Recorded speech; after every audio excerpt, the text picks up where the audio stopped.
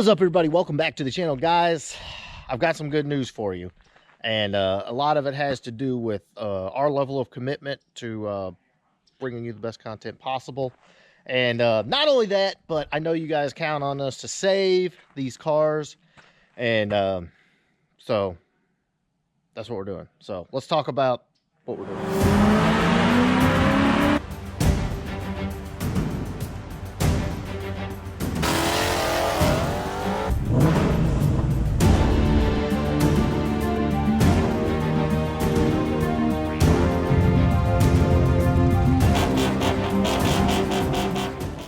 All right, guys, so in the last, well, not the last upload, 2 uploads back, you saw the Wild Strawberry 93 LX was back. Yes, that's Alex's truck, and that's kind of why we're here today. Guys, if you have not seen the Gen 1 Lightning, it's running good.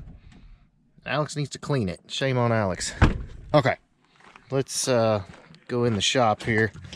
So essentially, guys, the car was gone for paint for quite a long time and got put on the back burner simply because... yeah, guys, it's a mess in here. We got projects everywhere. Simply because the car, you know, it was ours, and it was not high priority. And we had customer cars that were priority. But, as you could see, it got some paint. But not all of it. The moldings were not painted. They should have been... body color, because this is a 93, and there's just a lot of issues. Like this fender did not come out right. It was just not right. So let's talk about what the future is for this car. All right, guys, so essentially when this car came, and I've told this story before, the car was basically stock, like completely stock as it is now, just dirty.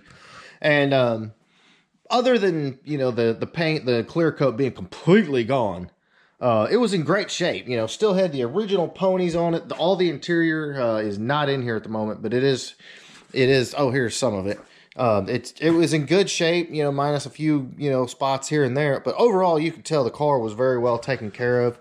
It was tight, and you know, just a really good survivor car. We did have to put a new transmission in it. The car runs and drives. I'm not sure. I think there is a battery in it. I don't know if there's keys in it. Oh, there is keys. Uh-oh. Nah, battery's dead. Oh, well, we tried. So, you know, the car deserved to be saved. So, you know, we got ambitious and started going after this. Then the customer cars started coming, and it just sat and sat and sat and sat and sat, which brings us up to, you know, kind of where we are today. So clearly, as you can see, the paint it looks good, but it's got a lot of issues. And because Alex is kind of needing another foxbody project and didn't want this car to go away, I'm covered up. Dover's covered up. He was the natural choice to get the car. So the plan is the car is going to go to Nick's and basically get completely stripped back down and go to metal. Basically go to metal. That's kind of what we want to do at first, and then we had to kind of back off and say, no, we just don't want to devote that much time and money to it right now. But Alex is going to do it. He's sending it over to Nick's, and it's going to be done primo, like 100%. Once that's done, and I'll have footage of that as that project goes along, and it will not take long. Nick works really fast. Once it comes back, we're going to get everything put back together and clean, the engine bay detailed, interior put back in. It's going to be it's going to be beautiful. And at that point, Alex says the car will be for sale, and it will be right. He's going to, you know, replace everything. We're going to do all of that here on the channel. You'll get to see that. But he says that will be for sale. So if you're thinking about a very clean, very beautiful, like perfect starting point for either a stock driver or something that you can modify, this is going to be a nice car. So that's kind of the plan with the Electric Red 93. We are saving it. It's going to be beautiful. Stay tuned on the channel for that. All right, guys, real quick, just to give you an idea the magnitude of this project, here is the hatch. It still needs quite a bit of work, and then the hood, of course, is in primer. Hatch is partially in primer. So it is going to be a project, boys, and we've got to get everything put back together and All the moldings have to get straightened out and painted. It's going to be a task. But you know we're up to it because we love these old hot rods. All right, boys, let's move on. I did get a lot of hate mail for not showing you guys how the LS Swap Chevy truck came out. And here it is. It's back. Doing a little work on it. But yes, guys, if you were curious about the LS Swap Chevy truck, here it is. And there is the Dakota cluster. Fires right up. It's got a little bit of an oil leak, so we're checking that out now, but we'll get you a little close up of the Dakota cluster. Now, of course, you got your OBD2 port right there. Pretty cool. Sound it off a little bit.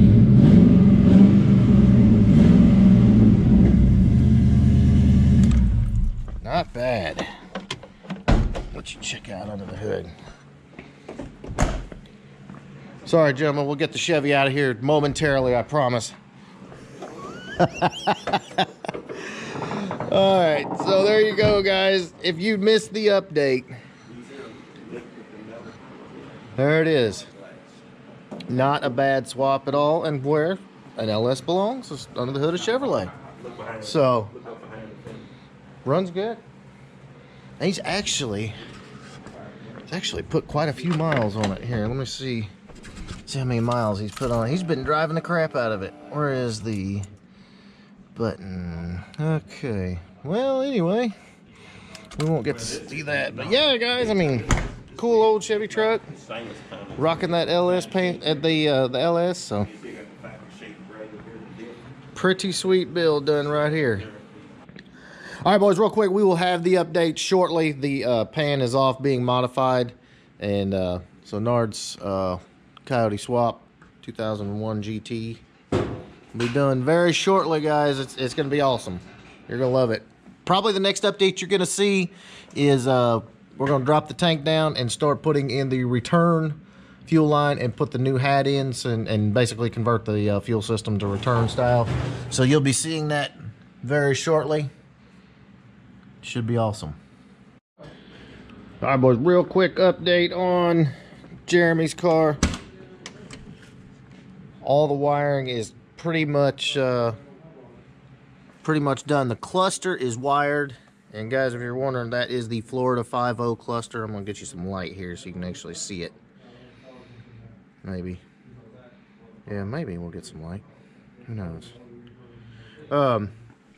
But here's the other thing, guys, that we got installed. This has got the Aeromotive Stealth fuel system in it. You can see it's got this controller up here, which is actually pretty sweet. It's got tack input and all that. It actually cuts voltage down as it sees like you're idling or something, and saves your pumps, keeps the fuel cool, stuff like that. So that's actually pretty cool little feature. And you can see we got the control pack, fuse junction box and all that mounted. So pretty much, y'all, all the wiring is, I'm losing my voice, I think. All the wiring is pretty well done. Fuel system is close, as you can see. It's been a task. And then the rest of the wiring up here and getting there. Getting closer. All right, y'all, and of course, Lee's car, we are waiting on the supercharger, and he's going 10 rib, isn't he? Like 8. 8 or 10, yeah. He's getting he's going with the bigger pulleys for a little more belt coverage. So we're waiting on that kit from Power by the Hour. So this car, very shortly, y'all, we'll be making some noise. And then of course we got Ray's car here. We are waiting on a buttload of parts. That's gonna be a while, and slowly but surely wiring on George's car, all the stuff that you don't want to see. So yeah, and then we even got Philip in here. Philip's just chilling, doing a few things to it, and you never know. We're not sure what the future of Philip's gonna be, but either way, she's badass. Maybe we'll go do burnouts one day or something in it. You never know. Maybe. We're always around. All right, boys, that is pretty much what I've got for you today. All kinds of crazy stuff going on. I don't even know what else we got going on. But you'll know it as soon as I do. So in the meantime, if you like this video, please give me a big thumbs up. Make sure you smash that subscribe button.